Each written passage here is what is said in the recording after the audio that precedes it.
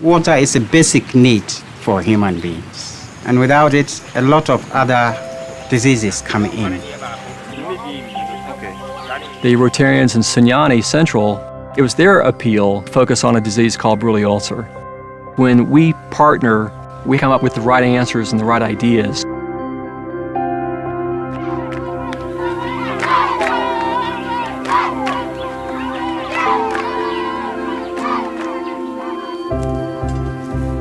Rotary has provided more drinking sources of water than any single NGO in Ghana. Committee no yajuma ebe no se di Ghana ebe hwe nsu na ma atimi achere amayen.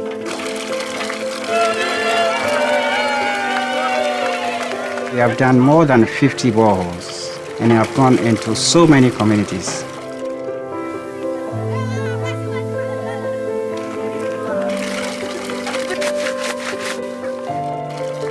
When a Rotarian makes a promise, people here truly believe that we'll keep that promise.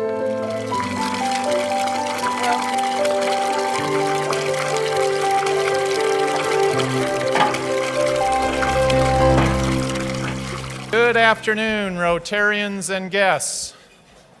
My name is Mike Homan, and it is my privilege as the president of the Rotary Club of Tulsa to welcome you to this very special Memorial Day program. We are, just a heads up, we're starting about 8 minutes late, and we have a very special speaker today, so we're going to run over 1 o'clock a little bit, just so you know. We're not going to squeeze too much, so if you have to leave, we understand, but just wanted you to know that. So today, we want to honor and remember those great Americans who paid the ultimate sacrifice to defend our nation. President Ronald Reagan said, "We are forever indebted to those who have given their lives that we might be free." So we're going to begin our program with a very special song by our very special singer, Joseph Bias, who Tom Wolfe is going to accompany him on the piano. Joseph's going to start us off with God Bless America. And then past President Muzan Biggs will lead us in our invocation. DJ Morrow Ingram will introduce our visitors, our guests. And then Phil Viles will introduce our newest Rotarian, Byron Burke. Joseph?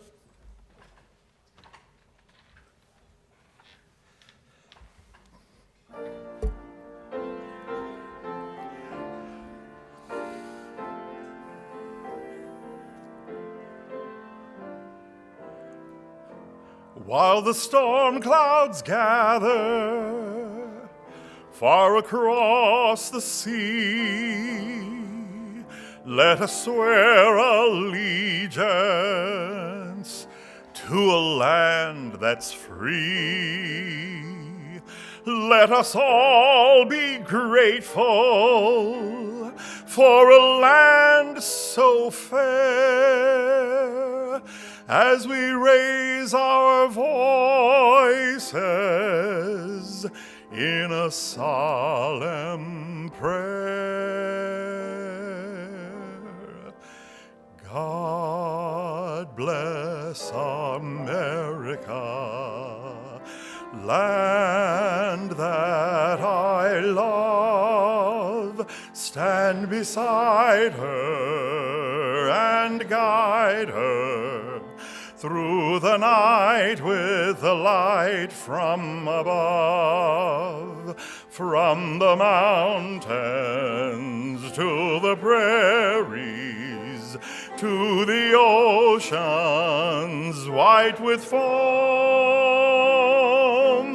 God bless America, my home, sweet home.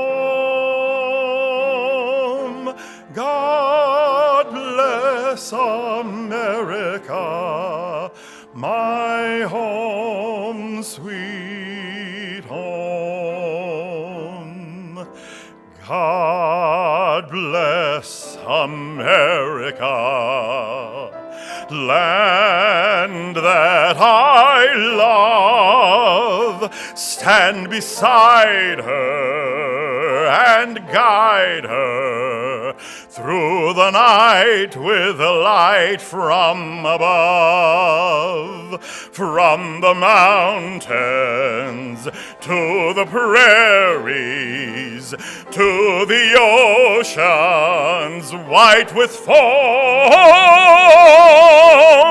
God bless America, my home, sweet home. God bless America, my home, sweet home.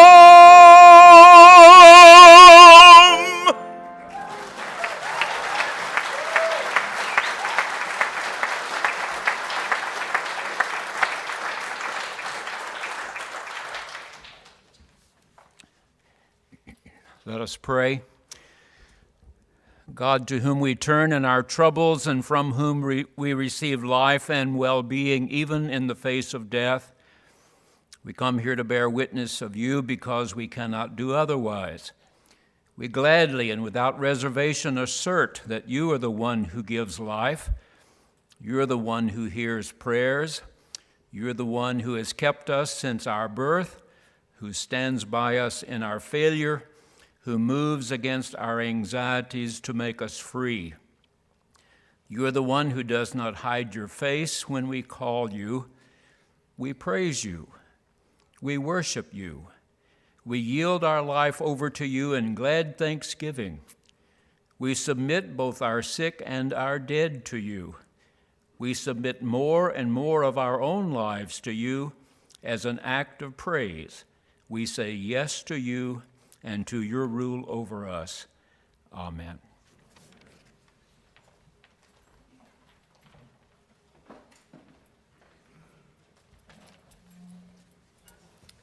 I think you can sit down for this part. We're going to go through this rather quickly, but we do want to welcome all of our visitors. If you've brought a visitor, when I say your name, please stand with your guest to remain standing, and no applause until the end because we don't want to favor anybody. And President, I think we need to have a program on penmanship. Whew, okay. So Rob Berry has Bruce Walker. Just stand, please. John O'Connor has Steve Kunzweiler.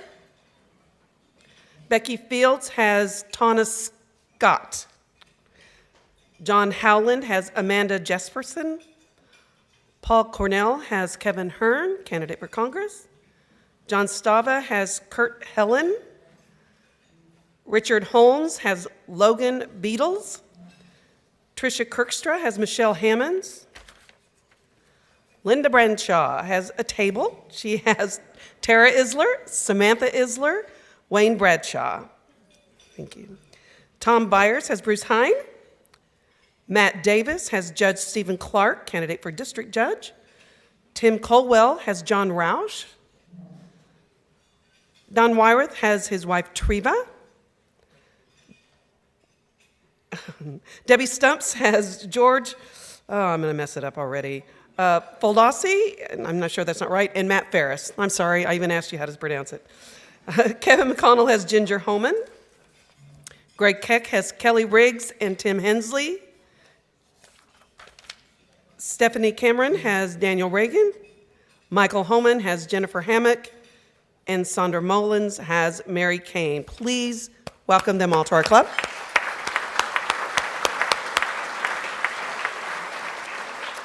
We do have a few visiting Rotarians from the Bristow Rotary Club. We have Jay Craig, who's the district governor nominee designate. Hi, Jay. From Sunrise, we have our assistant governor, Carol Orr. Hi, Carol. From Sunrise, we have Herb Orr. I'm hungry. Past district governor. Hi, Herb. From Southside, we have Angel Harris. Hi, Angel. From Southside, we have Don Dendas, past district governor. North Tulsa, we have Wallace Williams, past district governor. Hi, Wallace. And from Sunrise, we have Philip Jackson. Thank you so much for being with us today, and please come back and join us again.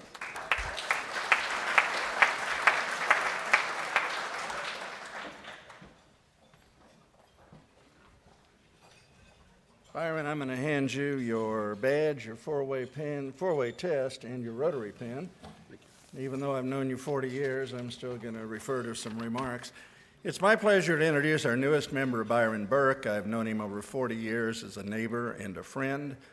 He's a graduate of Edison High School and the University of Oklahoma. He served 6 years in the Oklahoma National Guard and has been involved with Boy Scout Troop 1 for over 30 years. He's a member of First United Methodist Church.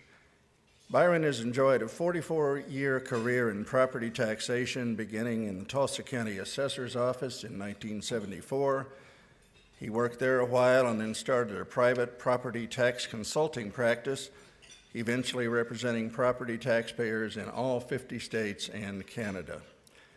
Byron sold his company to Ryan LLC in 2013, and today he serves as director of Ryan's Tulsa office. Ryan is the world's largest property tax practice. Byron is currently a candidate for Tulsa County Assessor. Please help me welcome our newest member, Byron Burke.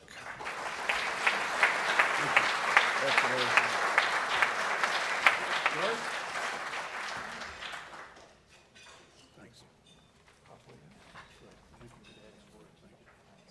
Thank you.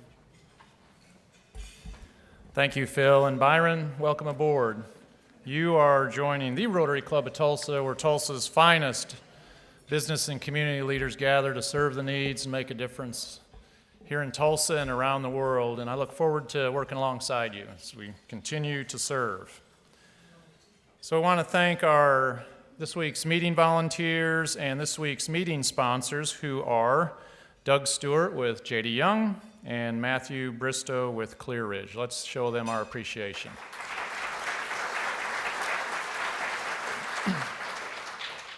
Okay, three announcements here. And the first one is a shameless presidential plug. I'm just going to throw that out there. I'm coming to the end of my term. So my dear wife Ginger is here today, and we celebrated our 35th wedding anniversary this past Monday. Yep.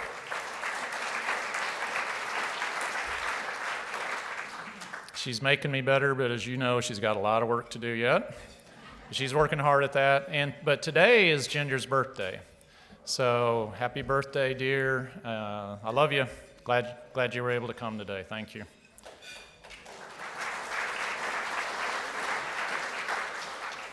And you did see the picture of Emmy Kate too, didn't you? Yeah. There's going to be a few more before the end of the year. Okay. So we are honored today to have a table of Rotarians down front here who are just amazing. And anchoring this table is Alan Edwards Jr. Alan has been a member of this club for 67 years. Yeah.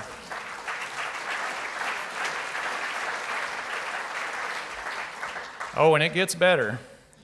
So he served as our club's president, 1972 to 1973. And Alan is the founder of the Rotary Club of Tulsa Foundation. It was his dream that started this opportunity for us to be able to give back to our community all these years. And Alan was the first to designate $25,000 from his estate towards our foundation, which started the Alan Edwards Society. That recognizes those that include the Rotary Club of Tulsa Foundation in your estate planning. Alan is a Paul Harris Fellow. He's a Club Foundation Fellow. He's a special lifetime member. He's the James G. Sade Service Above Self Award recipient. And of course, he's an Alan Edwards Society member. He is joined today by his son, Scotty Edwards, who's been a member of our club for 37 years, and his grandson, Chip Edwards, who's been a member of our club for 6 years. And for those of you doing the math, that adds up to 110 years of service to the Rotary Club of Tulsa by the Edwards family. So let's give them a round of applause.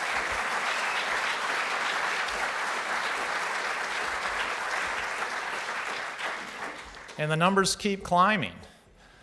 There's other great Rotarians sitting with Alan at his table that when you add up all their years of membership and service to this club, it totals 280 years of service at this table right here.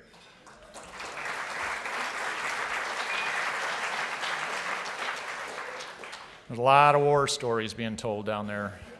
They may be here for a while this afternoon. Thank you all for joining us. We are honored that you were able to get out today and visit with us. So thank you very much. Thank you. Okay, on your table, I don't know if you remember, May 2nd, we voted as a club to approve a new structure for our meals and dues. There's a piece of paper on your table that explains that a little more in detail before our due statements come out. And then be watching your email. You'll be getting an email from the office with that same explanation in there. We're just trying to kind of be transparent and let everyone know what's coming up. There's some options that we have this year that we haven't had in the past, so that's good. And then I want to recognize those of you that get the Tulsa World. Did you see Monday, there was a great article by John Klein on our water well project in Nicaragua. Yeah. Those of you under 40 can go to the online version and read it too. So, but it's a great article. Gets our story out there, and Judge and Ben and the whole group, thank you very much for doing that interview. You made us proud. You made us proud. Okay, now I ask you to please direct your attention to the screens for a special Memorial Day tribute.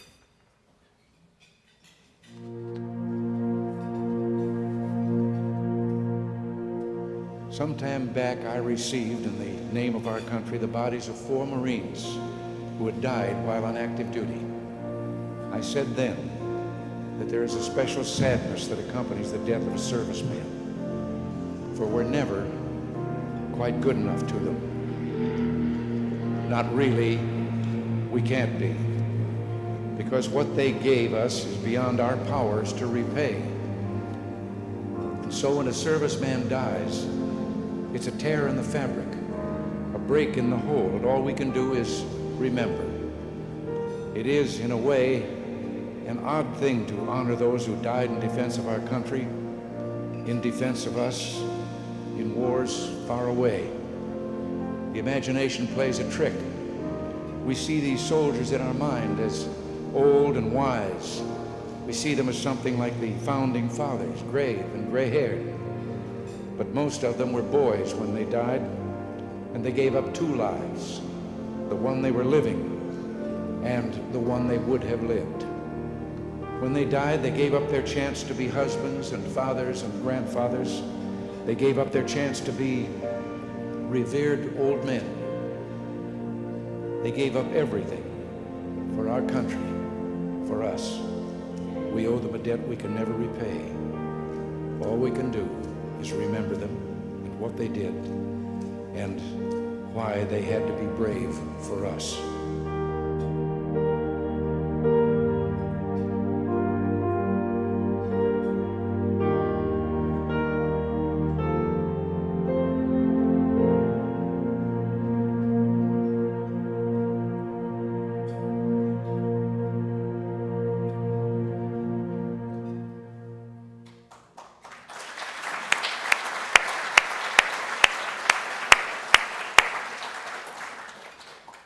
And we want to thank all of you who have served our nation in uniform. We appreciate your dedication to this great country. I now want to introduce our Rotarian of the day, Jeff Johnson. Jeff himself is a 3rd-generation Rotarian. We got it going on in this club. He's also a 42-year independent insurance agent, a 37-year husband, he's been a husband for 37 years. Wow. He's been a father for 35 years, and he's a proud grandfather of 2. Jeff joined our club in 1983. He's a Paul Harris Fellow, a Medical Supply Network Ambassador, a Club Foundation Fellow, and Jeff has chaired many committees while he's served our club. Please join me in welcoming to the podium Rotarian of the Day, Jeff Johnson.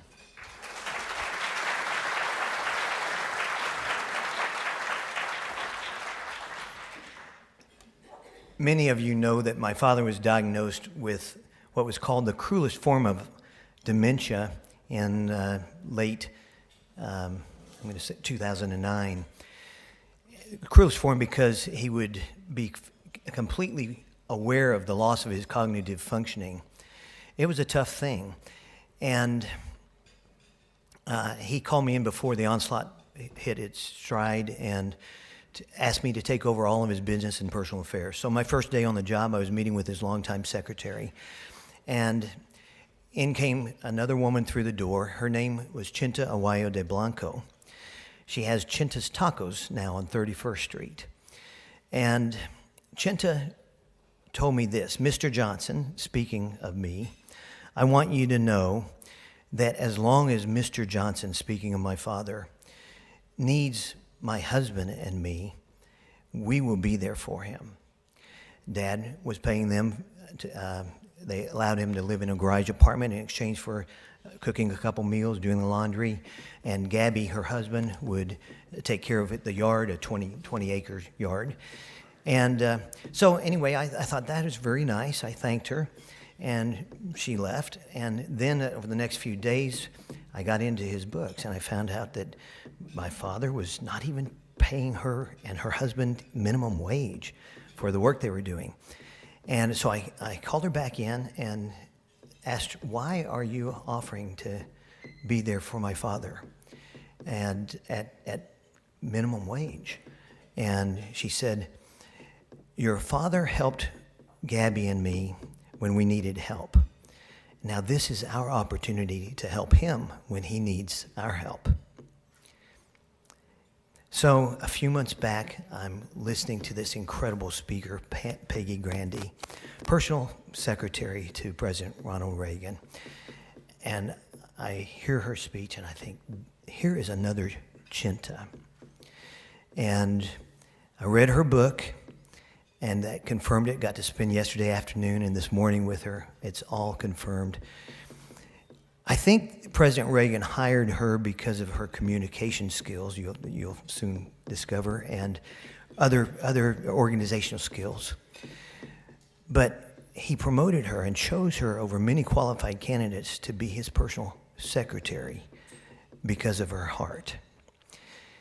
So, gosh, I've got to add one thing. I cannot recommend that you buy the book after the meeting, even though she'll sign it for you, unless you're prepared to just cry rivers of tears. I have never cried the last 4 or 5 chapters. After the onslaught of Alzheimer's hit President Reagan, it's just so moving. But anyway, it is my true pleasure and honor to introduce Peggy Grande.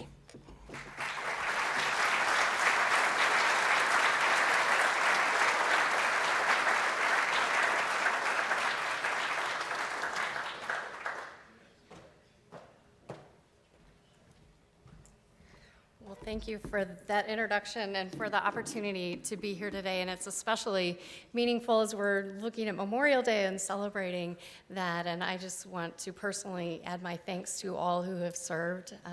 We owe you a debt of gratitude that can never be repaid. And I hope that when President Reagan was president, you felt his deep gratitude, and I'm going to share a little bit about that today, which I hope will reinforce that. I don't know about you guys, but I kind of wanted to yield my time to the singer, and let's just keep doing that, because that was so beautiful. I just appreciate everybody sharing their talents and gifts, and what a pleasure and a blessing to be here today. So I consider myself to be one of the luckiest women in the world. I had the opportunity of a lifetime to sit outside the office door of President Ronald Reagan for 10 years and serve as his executive assistant. All right, I think we're up and going, so I like to kind of walk and talk. I hope you don't mind.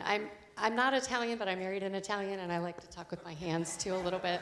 But I consider myself to be one of the luckiest women in the world. I had the opportunity of a lifetime to sit right outside the president's door and interact with him every day. And the things that I saw and learned and observed changed my life forever. And I believe that the legacy and the impact of his life still has the power to change lives still today. So through a crazy set of circumstances, about a year ago, I was asked to write a book about my experiences working for the president. I wasn't sure how I felt about that, especially when you serve somebody in a personal capacity, a place of proximity and privacy and confidentiality. I wasn't sure if it was even appropriate to write a book. But 6 or 7 years ago, I had spoken at a conference, and a gentleman said something to me afterwards that stuck with me. And when he came up afterwards and said, "You have to write a book about your experiences," I thought, I don't know if I would ever do that.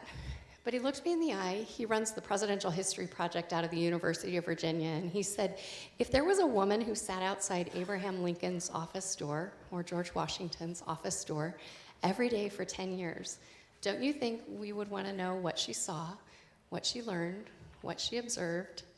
And then the kicker was, he said, and don't you think she would owe it to history to tell us? I was a little convicted, but I still wasn't going to write a book until, God has a funny sense of humor. And a couple of years ago, I was approached by a top publishing house to tell my story in book form. And so I bravely and terrifiedly signed on the dotted line and hope that I have served him well and served him fully through the telling of my stories in this book. I bet there's a few people in this room who actually met Ronald Reagan. Are there a few in the room? Anybody actually ever meet Ronald Reagan? Okay. A few of you. Okay, are the rest of you ready to meet him now? Because the book is called The President Will See You Now. And what I wanted to do through this book was to give you a picture of what it was like to interact with this man. I want you to see him through my lens and through my eyes and witness the experience just as I did. So I'm going to put this down because I need two hands. I think the podium mic is still on, because I got my guy back there at the AV board taking a great care of me. Thank you so much. I appreciate it. So I was always that nerdy little kid that loved presidents and politics and government, which is normal, I guess, if you grow up in the Beltway of Washington, D.C., but I grew up in Southern California, and it was a million miles from Washington, D.C., and I don't know why I was so fascinated by it. I had a family of educators that raised me, but I read every book in the library about presidents and first ladies and the White House and about government and about politics, and never imagined that my life would intersect that life, but just it was always a fascination of mine. So fast forward, I'm a communications major in college out at Pepperdine University out on the West Coast, and guess who's in the White House? Ronald Reagan, the great communicator. And so in him was the convergence of everything I loved. Here was a man of faith and optimism and vision and patriotism, and was also an amazing communicator. My dad raised me to believe that somebody's got to have the job you want, and it might as well be you. And thankfully, I grew up believing my dad. So I took a chance. I wrote a letter to the office of Ronald Reagan. Ronald Reagan had just left the White House. He had been president for 2 terms, served 8 years in Washington, D.C., and had just come back to Los Angeles. And I thought if I could work anywhere in the world, I would work for that man. Because somebody has to work there, right? So I was surprised a few weeks after I sent this letter to get a phone call in my dorm room, and it was a woman inviting me up for an interview, and I thought, if I only get to step foot into Ronald Reagan's office for one moment, that will be the most thrilling day of my entire life. So I went to this interview. I was very nervous, although I had worked for Nordstrom for many years, so wardrobe, check, got that down, no problem, no stress there, but everything else, gave me a lot of anxiety. But the interview actually went surprisingly well, and at the end of the interview, this is what happened. I was waiting in the lobby because in LA we have to pay for parking in a lot of places, and as a starving college student, I was afraid I wasn't going to be able to get my car out of the parking garage. At the end of the interview, unfortunately, she said, "Have a seat in the lobby, I'll come bring you parking validation stickers." So as I was waiting here for her in the lobby, here's what happened. It felt almost like a dream state. It was so foreign to anything I'd ever done or experienced, and yet somehow felt strangely familiar, as if this was all meant to be. The door nearest me suddenly swung open, and 4 Secret Service agents in suits and ties with earpieces and radios and guns holstered under their coats walked hurriedly toward me. Did they know who I was? Did they know what I was doing there? Were they going to arrest me or shoot me? And then behind the lead agent, I saw two older gentlemen in golf attire. Wait, could it possibly be? It was President Ronald Reagan and his golf buddy that day, Walter Annenberg. In all of my interview prep and planning, I don't know why it had never occurred to me that I might actually meet Ronald Reagan. I don't know why I thought he didn't work in his own office. But I kind of panicked and I didn't know what to do, and it's okay, you can laugh at this, I've gotten over it, it's in the book. I didn't know what to do, I panicked, so I stood up straight, placing my hand over my heart, like I would if the flag was walking by, staring nobly and non-threateningly off into the distance. I am certain I looked completely ridiculous. But instead of walking past me, typical Ronald Reagan, he walked right toward me. He looked me in the eye and extended his hand. I shook it and introduced myself. Well, hello, Peggy. It's nice to meet you, said the 40th President of the United States of America. I'd imagined him as a 10-foot-tall giant. After all, he had been a movie star, governor, and president of the United States. He had tackled communism head-on, fixed the domestic economy, and solved many of the world's problems. Yet here he was, an ordinary man, just over 6 feet tall. His hair in pictures appeared jet black, but up close I saw touches of gray, evidence of his 78 years. He was ruddy and rosy-cheeked, full of life, happiness, and vitality. And his smile was more asymmetrical than I had ever noticed before in photographs. And it was perfect in its imperfect way. And those eyes, a wonderful, bright, true blue, and carrying so much joy. He was gone as quickly as he appeared, taking all the people, the energy, and the aura of power and importance with him. The office was suddenly eerily still. Selena, the woman who had interviewed me, then walked through that same door, grinning ear to ear, having witnessed my ridiculous salute. It's pretty incredible meeting him for the first time, isn't it? You should have warned me, I said, still trembling inside. And she said, no, it's much better this way. And though I felt I had horribly embarrassed myself, I had to agree. She then handed me the parking validation stickers and said I was going to wait until tomorrow to call you and leave you hanging in suspense for at least a while, but we already know we want you to work here with us. Can you start on Monday? Yes, I could. So I held it all together until I was outside the building. I didn't know whether to shout for joy, cry, or drop to my knees in prayers of thanksgiving. I was so overwhelmed by all that had happened, I just started laughing out loud. The preposterousness of it all, me, him, this office, Fox Plaza, Avenue of the Stars. We had met, he shook my hand, and now I work for him? I had no idea what Monday would hold, but I knew with confidence that my life would never be the same after that day, and in fact, it had already changed. So that's a peek inside the pages of The President Will See You Now. And what a remarkable ride it was after that. So I went from this very awkward first day to being an intern in his office, basically for 3 months while I was graduating from college. At the end of that term, I was hired on full-time staff to work for the chief of staff as his executive assistant. I served in that capacity for a few years until President Reagan's longtime executive assistant he had had since before he was governor retired, and they asked me to take that job. Well, you don't say no to a job offer like that, but I was 6 months pregnant with my first baby and wasn't quite sure how I was going to navigate and juggle all that, but I think when life is meant to be, it plays out just how it should. Having a front row seat to this man's remarkable life, how he led, how he lived, the two were truly inseparable. The great thing about Ronald Reagan is there weren't two Ronald Reagans. The person that you looked and admired from the outside was exactly who he was behind the scenes. I got to work with him behind the scenes every single day. When he thought the cameras weren't rolling and nobody was watching, I was always watching. And what I saw was just a man who had a great public presence, but a wonderful personal persona. My job ran the spectrum, everything from the glamorous to the not so much so. Everything from interfacing with Buckingham Palace and the White House to making sure the president had cash in his pocket if he wanted to get his hair cut, or toothpaste in his bathroom if he wanted to brush his teeth. We were such a small staff that a lot of times I would meet somebody in the front office, bring them into the office, snap the photographs, bring in their lunch, and afterwards you would find me in the kitchen cleaning the dishes. It's just what we did. But he was so appreciative of everything, and what a wonderful gift to be able to see this man behind the scenes in a way like that. Looking back on all my years, you would think that the things that would stand out were the star-studded events, and while those were amazing, and we'll get to a few of those, it's funny because the ordinary days, if you could call them ordinary, are what really stick out in my mind. how this very unlikely pair, this very young woman and this very elder statesman, found a great way to work together of accomplishment and enjoyment and really getting a lot of things done. And so a very unlikely partnership developed, but what a wonderful one, and how grateful I am to have served him for 10 years. Of course, I got to witness historic signatures. Completely ruined and spoiled me because in my 20s I'm flying private aircraft all over the place, driving in Secret Service-driven motorcades, and completely spoiled me. But I think one of my most favorite roles was being behind the lens of his camera, all post-presidency.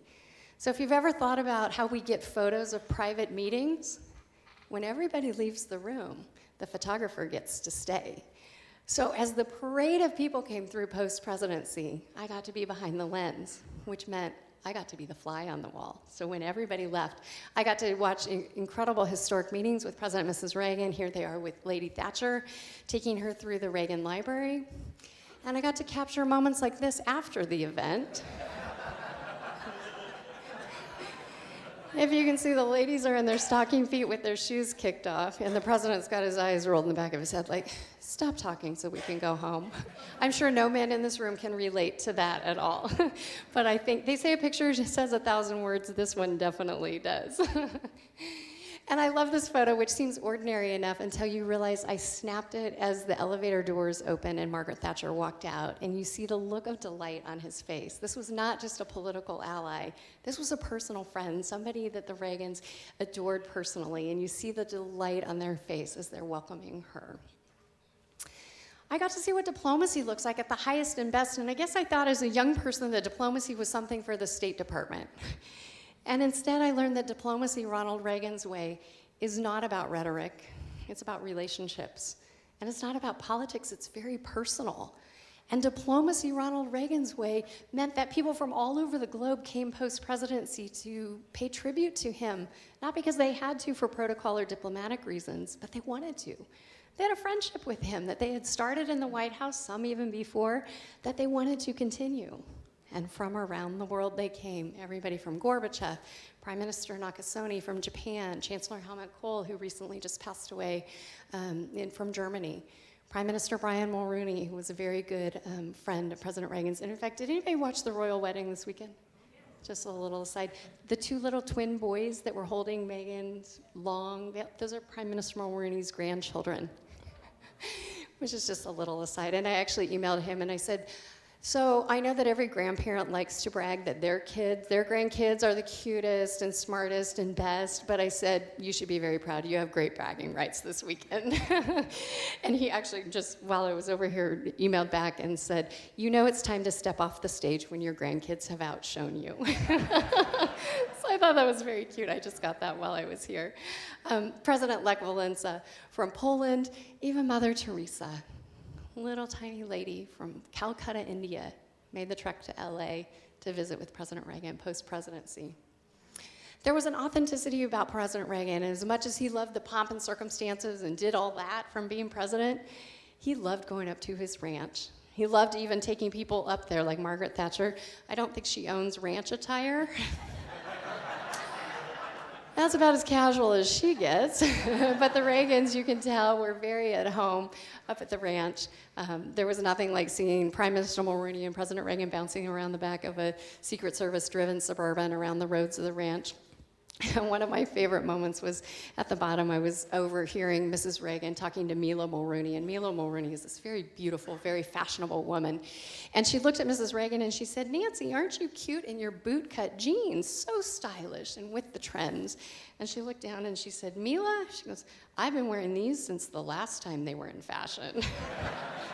Goes to show, ladies, keep it in your closet long enough, it'll come right back around. In fact, you may have noticed I was wearing a Burberry skirt in one of these, so I told my kids, you know, you may cringe at the hairstyles and the fashions of the 80s and 90s, but I wore Burberry before it was even cool. And there was nothing like seeing President Reagan behind the wheel of his Jeep. You actually wanted to get off the road when he was driving because this man had not driven in 8 years, and so you wanted to stand back. But that is Ronald Reagan behind the wheel of his Jeep, and that is Gorbachev actually riding shotgun there with him. And there's this story in the book that I go into great detail about because it just goes to show how the simplest of things are not simple when it comes to presidents. So Gorbachev was going to be coming for a big black tie ceremony and dinner, but then President Reagan was also going to be taking him up to the ranch just for some private time for them to enjoy together. Ronald Reagan was very big on gifts, making sure everything was appropriate and always honoring people with gifts. And so he asked me before the Gorbachev ranch visit, he said, could you find a cowboy hat that we could give to Gorbachev? You know, a nice Stetson, something like that. And I said, of course, Mr. President, not a problem.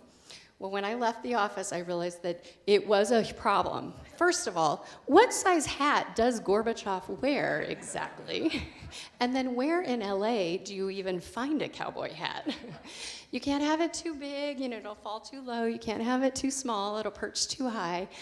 So it became a worldwide quest to figure out what Gorbachev's hat size was. And so back in the day, before you could email, I know I'm making myself sound prehistoric, but I would stay till 10 o'clock at night in LA to call Moscow at 8 o'clock in the morning, trying, praying, hoping to find somebody who spoke a little bit of English.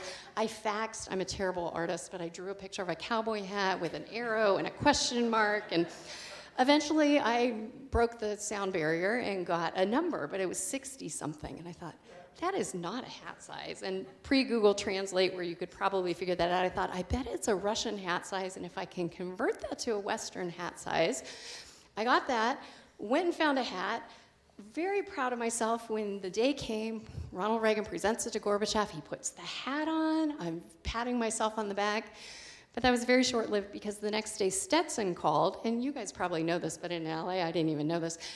They said that Gorbachev had put the hat on backwards. A little out of my control by then. And of course, we think of President Reagan as the president and all the fanfare that surrounded that. But if you know anything about his life story, you know that that is not how life began for them. He came from very humble beginnings. He was born in a wide spot in the middle of the road in Tampico, Illinois, during the middle of a snowstorm in the midst of the Great Depression. His father was an alcoholic. Their family was extremely poor. If you looked at the cards of life this man had been dealt, you would have thought, this poor kid will never amount to anything. But his mother was a tremendous woman of faith, and she raised him to believe that God has a plan for everyone, and seemingly random twists of fate are all part of his plan. And in the end, everything will work out for the best. And thankfully for us, he grew up believing his mother and listening to her. And fast forward so many years later, I believe we not only knew him as a great communicator, but we remember him as the great optimist as well, don't we? There's a few people in this room who probably remember the 1970s, right? I see a few. If you recall, taxes were high, inflation was high, unemployment was high, and worst of all, American morale was incredibly low. But Ronald Reagan took office, and on day one of his presidency, what does he start saying? It's morning in America. There's a new dawn ahead. There's a shining city on the hill, and we are all going to be part of it. In reality, on day one of Ronald Reagan's presidency, nothing in America had actually changed. We got our hostages back, and wasn't that amazing? But in reality, yeah, we can clap for that, absolutely. But the circumstances of America were not different. But what had changed? The perspective. And I know all of you are leaders in your community, in your homes, in your businesses, in your organizations, and what a great reminder, the importance of perspective. Creating a vision that's bigger and better than the set of circumstances that we're dealt with. Ronald Reagan never saw the foundation of his life as being something he needed to overcome. He saw it as the very foundation for everything he would ultimately become. And aren't we grateful that he was a man of optimism? He was also a great man of humility. He kept a sign on his desk that said there's no limit to what a man can do and where he can go so long as he doesn't mind who gets the credit. That wasn't just a sign on his desk. That was the way he lived his life, and that was the way he expected the people around him to live their lives as well. He was very humble. He was very aware, very appreciative of the people around him. Little things he would do, like reach over and hold my elbow as we would go up and down stairs, which I thought was especially cute since I was in my 20s and he was in his 80s and he was helping me. But just a man of incredible humility. He had a great sense of humor. If you remember his speeches, he just had a great way of using humor to diffuse a tense situation, sometimes to make a very pointed point. and just had a very gracious way of putting people at ease. And I would see time and time again as people came to the office, they'd be so nervous to meet him. And he would do something kind of humorous, unafraid to make himself even the butt of the joke, just to put people at ease. And what a gracious way to lead. He was a man of incredible respect. He respected the office of the presidency. It didn't matter what your politics were or what party you were of. He just believed that the power of the presidency and the importance of that office existed long before him and would continue long after him. He saw himself as a temporary office holder and wanted to be a good steward of that, but had great respect for those who would come before him and after him. He had great respect for women. He talks about his mother as being the most important person in his early life. Anybody who knows Ronald Reagan has to know Nancy Reagan and know that the two of them were absolutely inseparable. Mother Teresa, a little tiny woman who he considered to be a giant on the world stage. And of course showed respect for women by being the first president to put a woman on the Supreme Court. And that was a decision he was always very proud of. He was a man of incredible patriotism, and although we would expect that from a president of the United States, I can tell you this man bled red, white, and blue. He would have loved that beautiful rendition of God Bless America. Periodically in the office, we would have people come in and perform for him, entertain him on a special event, a patriotic occasion, his birthday. And what do you do when you're going in to perform for the president? Of course, you're going to play or sing patriotic music. And here's a man, you know, he has heard these songs hundreds, if not thousands of times. Every single time you would look over, he'd tap his toe in time, sometimes stand out of respect. Sometimes you would even look over and see his eyes misting over with tears. He loved this country. He loved America with every ounce and fiber of his being. He was a man of immense gratitude. Here he is getting the Presidential Medal of Freedom from President Bush, who was obviously his vice president, was president at the time. And I love this picture I snapped on the plane on the way home. The long flight home from DC back to LA, he had taken his coat off, but he left that medal on, and he wore it all the way home. It meant something to him. The honor and the privilege of having been able to serve as President of the United States was something that he never took lightly or took for granted. The other thing, if you'll notice about this photo, if you can tell, what is he doing in this photograph? He's writing his thank you notes. By the way, he had an assistant who would have been more than happy to do that for him from the office tomorrow. But here's a man who lived a life of gratitude. He wanted to say what he wanted to say, how he wanted to say it, and wanted to say it right then. And as much as I love this photo, I travel often, and this photo kind of curses me because every time I get on an airplane, as much as I'm inclined to read a book, take a nap, do anything else, what do?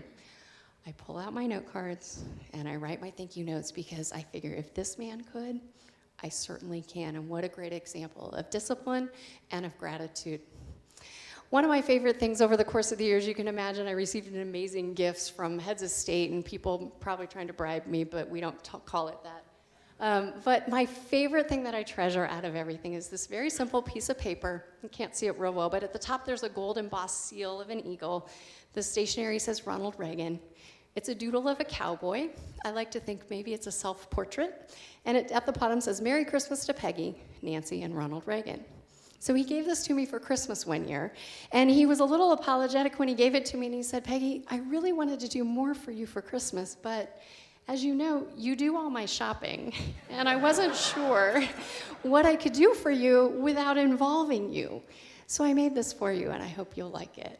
I mean, there's nothing this man could have done that I would have appreciated more than this. And what a symbol from his pen, from his heart, showing gratitude for somebody in the most creative and personal way that he could think of.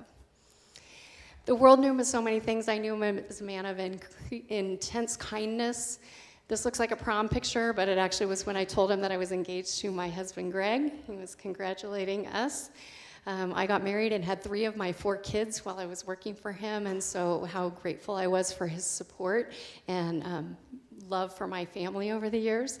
They were there to welcome my first, my son Taylor, my second, my daughter Courtney, and my third, my daughter Paige, and my fourth, my daughter Jocelyn. At which point one day in the office, Mrs. Reagan literally grabbed me by the arm. She pulled me into the outer office space and she said, Peggy, you know how this is happening, right? Not really a conversation I wanted to have with the former First Lady or anybody, but for and no more. But over the years, watching the kids interact with the president was just incredible. There was nothing like seeing the kids swim in the president's pool, celebrate birthdays and special occasions, be up at their house, walking through the Los Angeles Zoo, Ronald Reagan pushing my kid's son's stroller, flanked by United States Secret Service. Some of these images really stick out in your mind. But for the kids, it was all normal. I'd be dressed up in the evening. My son would look at me and say, "Mommy, are you having dinner tonight with Daddy or the president?" All very normal to him. But the thing I love about kids is they don't care who you are. They don't care what your title is or if you're important or if you're wealthy. Kids know one thing. Do you like them? Do you care about them?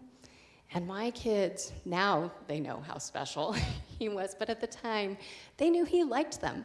And he cared about them, and they felt very welcome in the Reagans' home, and so how grateful I was for that as well. My husband got in on the fun, got to play golf with the president regularly. As the president's friends got older, a lot of them couldn't play golf anymore or had moved to the desert, and so every now and then on Friday, Mrs. Reagan would call and say, "Greg, Ronnie really needs a fourth tomorrow. Is there any way you could possibly go out and play with him?" So my husband, of course, would say yes, and then he'd turn to me and say, "Honey, I really couldn't wait to mow the lawn tomorrow. And that honeydew list of chores, I was so excited about it, but duty calls. I must serve my country. I must go play golf with the president."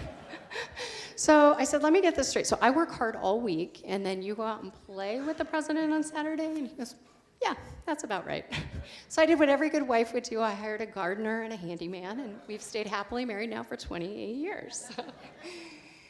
And everything I ever needed to know about how to live and how to lead, I learned from this man, not by a list of things he gave me, but just by how he lived his life. And if there's one major takeaway from his life, I would say is that your legacy is not written after you're gone. It's written with every day of your life. And what a great reminder for all of us to lead and to live as if our legacy depends upon it, because it does. You know, Ronald Reagan is not remembered these days because he's gone. He's remembered for how he lived. And to be able to witness this man in private moments when he thought that nobody was watching, and I was watching every action, every reaction, every word of his life, to step out into public and to watch how the world responded to him. What a gift, and reminded me every single day that this man was writing his legacy with every day of his life. Over the course of the years, there's so many things that stand out. You know, it's hard to pick a few, but a few legacy building pieces that he definitely built into his life that I witnessed. There was a little boy with Asperger's syndrome, which is a form of autism, who his fascination was Ronald Reagan. He had memorized every fact about the president, and his family had written in asking if he could actually meet the president. And so this little boy comes in, and of course the parents are terrified and nervous. What's he gonna say? What's he gonna do? And I assured them it would be perfectly fine. And to watch this little boy interact with Ronald Reagan, telling him all about his life, asking him about his life, and then periodically telling the president that he got the answer wrong, and watching the president just with such graciousness accept this little boy in all of his enthusiasm, was a moment that I thought, this is Ronald Reagan's legacy on display. There was a Secret Serviceman who had stood post outside Ronald Reagan's bedroom door every night for 8 years and had never had a chance to do more than just shake his hand. And we brought him in when he was retiring from the Secret Service, and he got a chance to visit with the president. And he said, "Mr. President, I loved standing post outside your bedroom door every night because I knew if I allowed you to sleep, it would allow you to make great decisions with a clear head the next day." What a gift to watch these two men pay tribute to each other. I would say the most memorable moment that I ever witnessed, though, was a little woman. I don't know her name. I don't know much of her story, but I'll never forget the moment she walked into the door. She was a very frail, very elderly woman from Romania. She was very stooped over, dressed very much like a Russian grandmother. Her English was very broken, but she walked in and she took one look at Ronald Reagan and she dropped at his feet. And she started sobbing and kissing the president's feet. And I kind of watched this, and the president watched it and finally reached down and brought her to stand. And as she looked up at him with tears streaming down her face, in her very broken English, she looked at him and she thanked him for freeing her and freeing her family and freeing her people from oppression. You talk about writing the legacy of your life with every single day of your life. This woman somehow had tracked the dots of her freedom back to this man's feet, literally. And I thought of how many people would have loved to have done that same thing had they had the chance to. This man was writing his legacy with every day of his life. We saw the outpouring when he passed away on June 5th of 2004.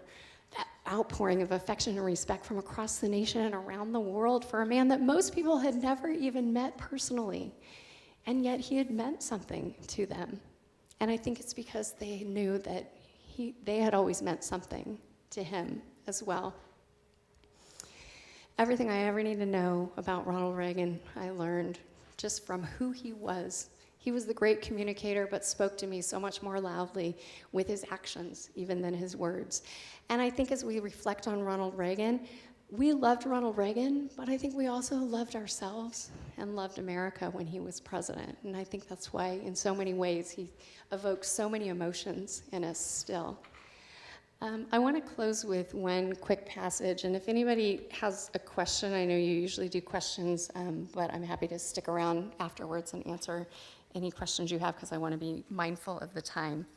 But I want to end with one story that it was, there we go. About Captain Scott O'Grady, and it's a final appointment that I think is especially appropriate as we come to celebrate Memorial Day. So one of the appointments that truly stands out is the visit of U.S. Air Force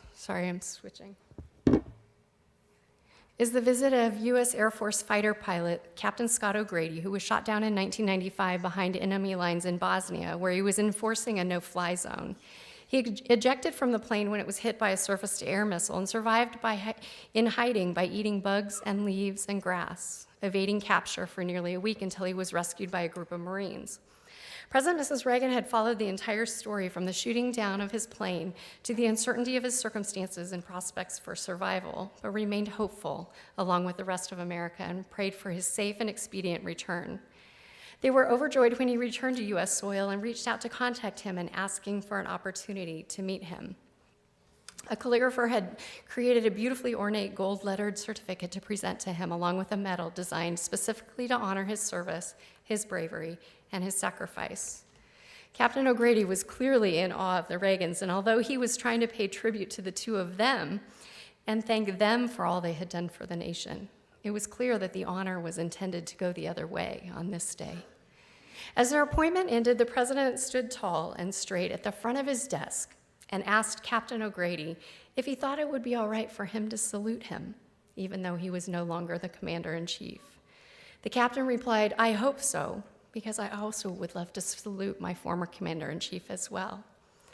To see these two men salute each other, one with so much of life ahead of him, and one that had seen so much of life already, both of whom had made sacrifices in service to their country, sincere and dignified in saluting the other, was a powerful and touching moment. Although I was caught up in the moment, as was everyone in the room, thankfully I remembered to snap some pictures of that salute and was grateful they turned out as well as they did. I was sure that they would look blurry due to the trouble I had focusing on the camera, with tears welling up in my eyes. American heroes do that to me. And for all of us, I believe Ronald Reagan left a piece of himself in each of our lives and in our hearts. Maybe it was a memory from watching a televised speech, perhaps a handshake in person, or an autographed photo in the mail. Maybe it was a wave at an event or a smile into the camera you were certain was just for you. A quote in the newspaper you cut out and stuck to your refrigerator or put on your desk at work as inspiration. A joke that made you laugh that you loved to retell. A change in regulation that lowered your taxes, or an improvement in the economy that helped your family and created a more prosperous and secure future for your children. A chance to innovate that grew your business, or a dose of optimism and faith that drove you to do more, to be more, or to build more. Or maybe he gave you, your family, and your nation of origin the ultimate gift, freedom. We don't need just that one man, Ronald Reagan, though, again in America. We need everyone who was blessed and touched by that one man to bring his legacy in their lives back to their families, to their workplace, to their community, and to the world. These separate little pieces of Ronald Reagan's legacy that are scattered far and wide and have been held in stewardship all around the world now need to be brought back together and reassembled to reveal the beautiful mosaic of Ronald Reagan's legacy, which exists in each of us and could once again change the nation and inspire the world, just as the president would have wanted. And that's truly what you're doing here in Tulsa and far, far beyond. Thank you so much for giving me the opportunity to be here today and share the president with you. So, thank you.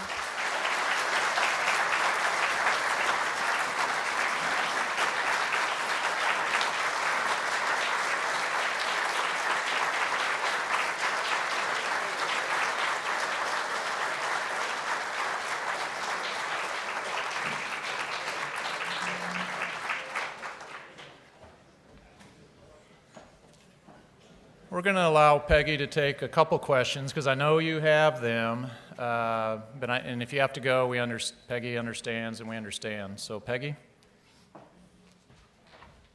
Okay, sorry about that. Does anybody have a question after that? I hope somebody has a question.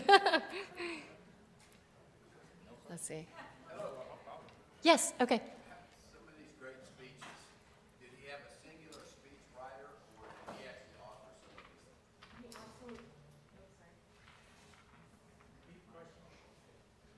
Did he have the same speechwriter he went to all the time, or was he the author of that? I would say both. We worked with a variety of speech writers if we were going to do a big publicly televised address, but for the most part, he was always the best editor of his speeches. He had some stock speeches and pieces that he would pull from, but it was fascinating to watch him as he would work on speech creation because he had this little card file of quotes in his desk that he would go to, and he knew where everything was and would go to things. And if you looked through this quote file of quotes, there were some that were very Reagan-esque in there, but there were also some that were very much not things that you would think of associating with Ronald Reagan. But that's when you realize the genius of the man. He not only studied people he agreed with, he studied people that he disagreed with because he believed that until you knew the other point of view, you could never articulate your point of view. And so what a great gift to be able to watch him articulate. I'll say one other thing about his communication style. He always believed that there was a positive way to say something. So instead of saying never forget, he would say always remember. And so optimism was infused in every single word that he wrote. And yeah, he was definitely the author of a lot of that. Another one? Yeah. What advice do you think Ronald Reagan would give President Trump? Yeah. How much time do we have? I get asked a lot of Trump-Reagan comparisons. I will say that, so we take away the substance of it. The essence of the two men wanting to communicate directly to people is very Reagan-esque. I mean, Donald Trump uses Twitter. Ronald Reagan didn't have that. Ronald Reagan always wanted to communicate directly to people. He did it through weekly radio addresses. He did it by calling the cameras into the Oval Office, looking through the lens, coming into your living room and saying what he wanted to say, how he wanted to say it. Donald Trump, I think, has that same heart and wants to talk directly to people. Ronald Reagan absolutely would have been on social media. He would have been on Twitter. Wouldn't you have loved to have followed his Twitter feed? Because he was so quippy and so, just the king of one-liners anyway.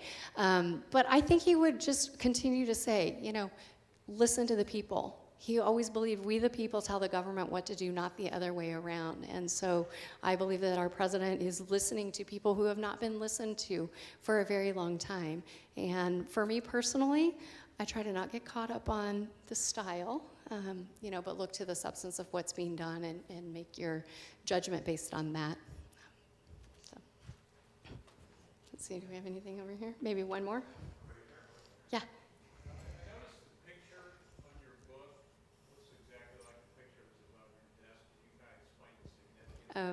Yeah, actually, it's the cover photo of the book. So this photo, I actually am not only the author of this book, I am the cover photographer. I walked into President Reagan's office one day, and the lighting, it was just like perfect studio lighting. And he always looked handsome, and he always had a good look on his face, but there was something just magical about this moment. One of those moments you walk in and it almost takes your breath away. And I kind of, he probably caught me staring, and I said, Mr. President, "You look especially handsome today. Do you mind if I take your picture?" "Well, all right," he says. So I run out and grab my camera, snap one photo on film. You don't know until a week or 10 days later whether it even turns out. And I got it back and absolutely loved it. And I thought it captured him so well in those post-presidency years, just with the warmth and the charm and the welcoming graciousness that he embodied. Thank you. It's just like magic that happens. Never fathoming that 20-something years later it would be on the cover of the book. But when we were going through putting the book together, I said, well, I don't know anything else, but I know what photo I want on the cover. So I loved the photo so much that I did have it enlarged. You never say in the office that you had the photo blown up because it makes Secret Service a little nervous. I had the photo enlarged and it hung above my desk all those years and loved it. And so I definitely knew that I wanted that to grace the cover. And so I'm glad you liked the photo and thank you for asking about it. And if there's any more questions, you can catch me at the table and I'll stick around and talk as long as you want to. So thank you again for sharing your club with me today.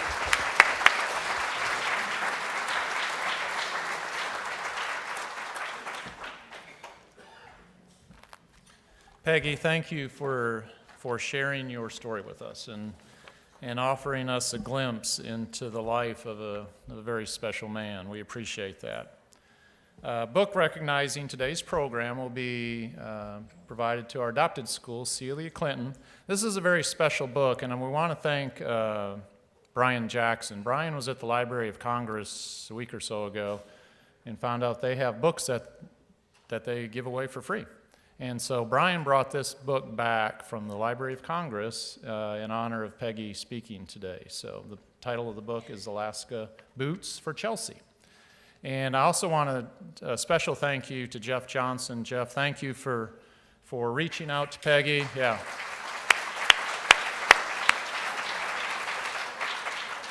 Without Jeff, this special day, this special speaker would not have been possible. Upcoming programs are on the screen. In closing, I ask that you please direct your attention to the screens as we take a moment to remember Rotarians that have passed over this past year.